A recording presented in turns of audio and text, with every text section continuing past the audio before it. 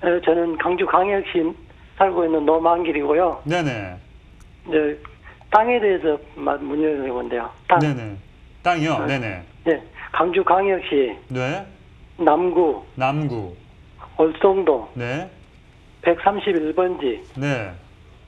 구입한 지는 16년 전에 샀거든요. 16년. 네. 예. 몇 평 정도 되죠?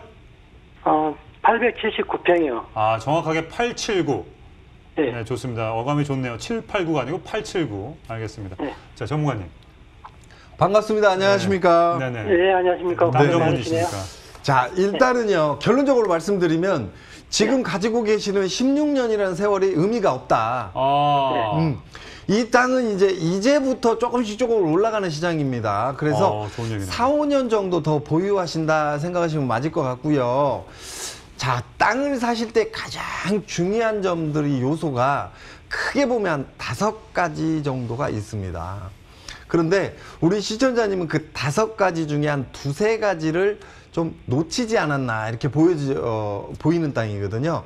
그러다 보니까 앞전에 16년의 세월이 무색할 만큼 땅 가격이 그렇게 많이 오르지는 않았다 이렇게 보시면 맞을 것 같아요. 그러면 왜 이제 와서 앞으로 4년에서 5년 후에 땅값이 좀 많이 오르겠느냐? 그 주변에 도시 개발 규조와 도시 확장성이 굉장히 강하게 작용되고 있기 때문입니다. 그래서 우리 시청자님은 앞전에 16년 세월을 좀 잊어버리고요. 앞으로 4, 5년 세월을 다시 한번 노려보시는 게 좋겠다 이렇게 보여지고, 이 땅을 활용하는 방법으로는 제가 이 땅에다가 건물 짓는 게 아니라 이 땅을 가지고 은행의 어떤 금리가 지금 굉장히 낮은 시장이니까 네. 은행의 대출을 좀 이용하시는 시장도 좋겠다 이렇게 보여집니다. 네, 감사합니다. 네.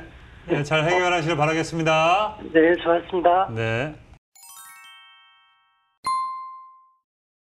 광주 부동산 시장 이슈. 네네. 또 이런 거에 대해서 한번 짚어보는 것도 괜찮을 것 같습니다. 광주시장 같은 경우는 네. 전체적으로 지금 재건축 재개발 시장이 움직이고 있고요. 네. 광주가 이렇게 있다면 광주를 중심으로 해서 이쪽 위에 그러니까 서북 쪽이죠. 서북 네네. 쪽에 공단이 들어서고 일자리가 들어서고 신규 아파트가 들어서면서 아파트 가격대가 좀 많이 올라가고 있고요. 실제로 이 시장이 광주의 아파트 시장을 같이 끌어가려는 이런 시장입니다. 그리고 그 바로 밑쪽으로 해서 화순 쪽으로 넘어가는데 네네. 이쪽에 그러니까 광주를 중심으로 해서 바깥쪽으로 신규 아파트들이 많이 들어서면서 아파트 시장을 리드해 나가는 이런 시장이었고요.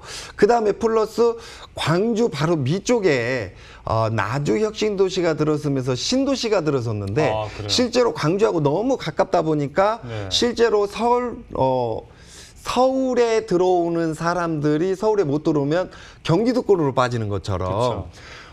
나주 쪽으로 혁신도시로 들어가지 못하시는 분들이 서울로 실제로 광주광역시로 들어오는 이런 효과. 그래서 주변에 유입 인구 효과를 좀 봤고요.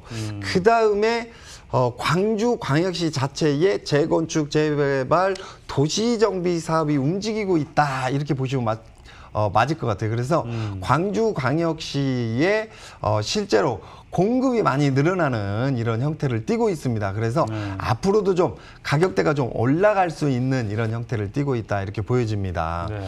그 다음에 아까 제가 우리 시청자님은 땅을 투자하면서 크게는 5가지 요인 중에 2, 3가지를 좀 놓치셨다 이렇게 말씀드렸는데요. 네. 땅이라고 해서 무조건 다 오르는 시장은 아니고요. 아니죠. 또 그렇다고 해서 땅을 갖고 가면 무조건 길게 가야 돼요, 오래 갖고 가야 돼요, 황금성이 안 좋아요 이런 부분이 아닙니다.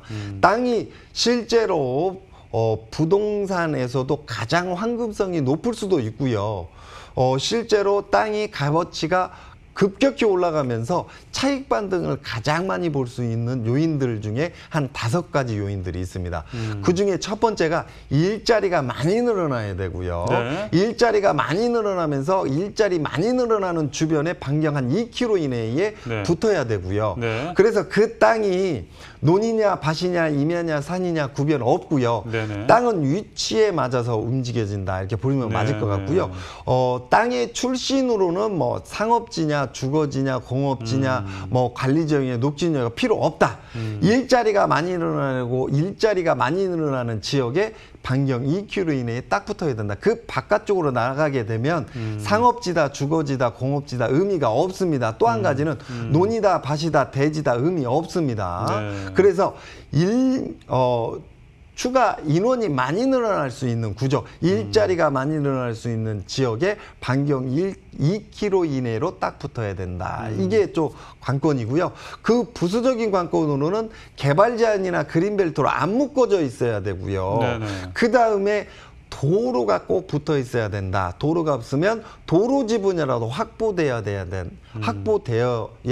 그 땅의 값어치가 올라갈 수 있다. 이렇게 볼 수 있고요. 그 다음에 마지막으로 꼭 중요한 부분, 경사도입니다. 경사도. 그러니까 경사도가 20도 이상이면 땅의 가치가 안 나온다. 이렇게 보시면 맞을 것 같아요. 짓더라도 뭐 이렇게 좀 평판하게 해야 되는데. 맞습니다. 안에 뭐 돌이라도 네네. 있어 봐요. 그죠? 그렇죠. 네네. 알겠습니다.